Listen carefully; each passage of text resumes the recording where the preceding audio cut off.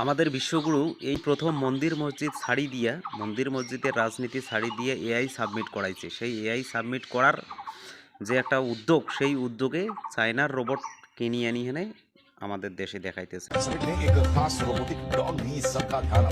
গলগটিয়া university নাকি এইটাকে বানাইছে। এবার গলগটিয়া ইউনিভার্সিটির এই বানানো রোবট দেখিয়ে চায়নাওয়ালারা টুইট করে বলতেছে যে না, এটা আমাদের তৈরি রোবট, ইন্ডিয়াওয়ালারা নিজের বলে বিক্রি করতেছে, যেটা চায়না থেকে আনা হয়েছে এবং চায়নার লোগো পর্যন্ত আছে। जो है बिल्कुल हटके है। Orion is the new artificial intelligence.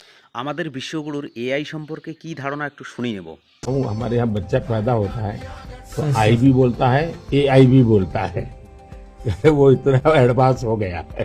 শুনলেন প্রধানমন্ত্রীর কথা।